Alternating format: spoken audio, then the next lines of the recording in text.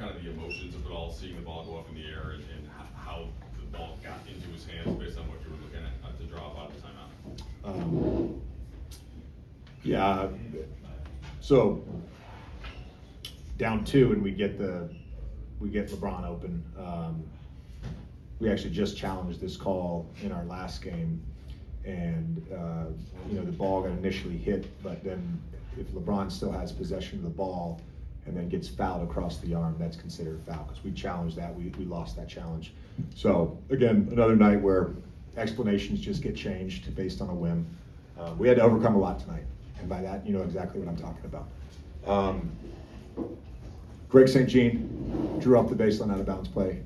We were looking at LeBron as sort of the first option on that slip.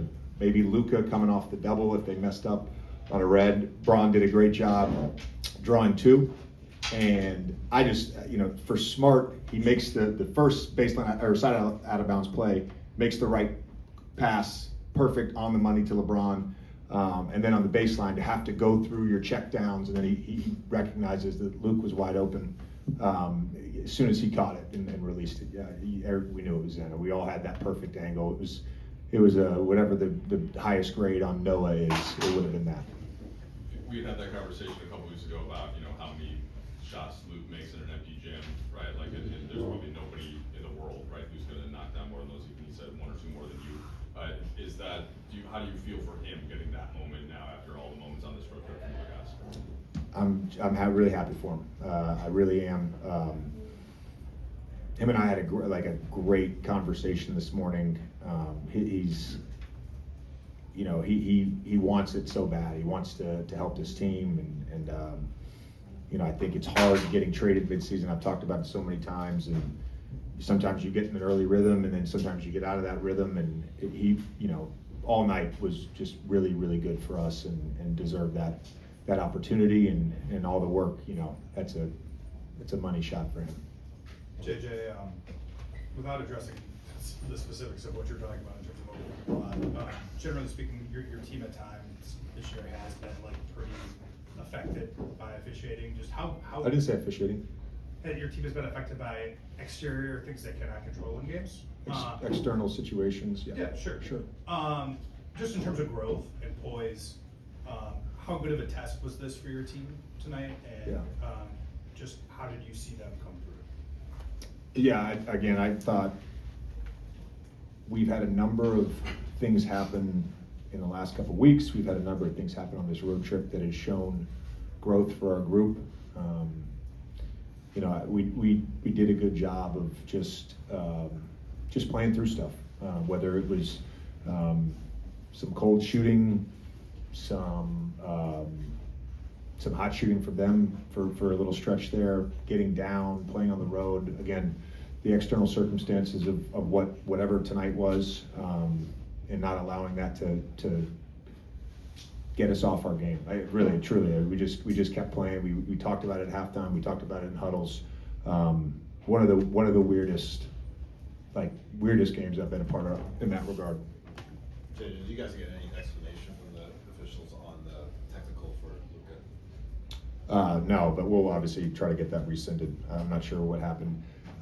I do know that there were certain things said in a language that the referees couldn't understand in references to Luka's mom, and I think they just.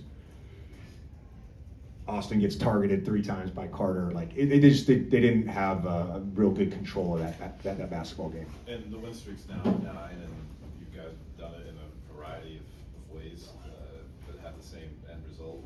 What's this felt like to ride this wave at this stage of the season?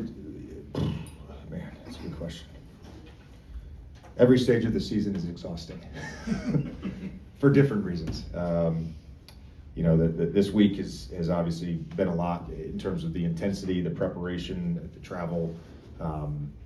We've got 2 more games on this trip. We get to go home for a little bit. We've got our first 2-day break in between games. Not counting All-Star break since December 27th. An opportunity to practice, which is exciting. you know, it's all felt, I think, rewarding to see the growth for the group. But it's on to the next thing. There's a lot we can get better at from tonight. There's a lot we can get better at from Miami. I do think growth-wise, I thought our defense in the second half was on par with where we needed to be. But yeah, it's all kind of blends together, and you got to enjoy the good moments.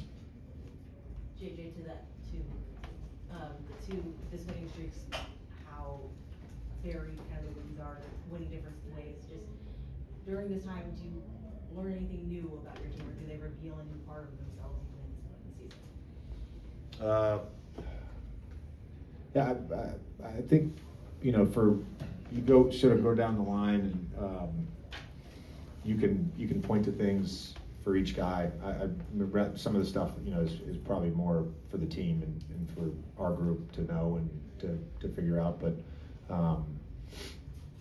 for the group to grow, we as individuals have to grow, and that's been fun to see over the last few weeks. Last one. JJ LeBron passed Robert Parrish for the most regular season games played. Just kind of talk about his longevity. I know you've probably spoken on it before. But 77 times. Well, we're gonna make this 78. What does it mean? Does anybody in here know if he's like approaching another record? He probably is. Is there something else that I need to put on my radar for the next few weeks? We come up with. No, he's had an awesome season. He's had an awesome career.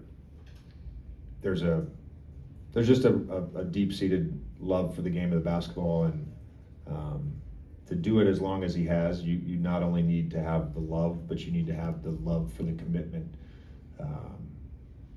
to prepare your body and to prepare your mind and to get your rest. And he loves the process. He really does. He loves his process. He loves his routine. He loves the feeling of being diligent. You know, we're going to try to do a little scramble in the morning, and him and I were joking because some of the guys that are not going to be part of that are going to be part of that, you know, little coach versus player thing, and I don't think they're going to like the start time. And we were joking around like, I'll be up. Yeah, you know, I'll be up. You know, he loves, you know, the structure of everything to get to the point where, you know, at 7 o'clock he can hear his name called in the starting lineup and he can go put on a show. He loves everything that goes into that. A lot of guys love putting on a show. He loves all of it. Thanks, JJ. Thank you.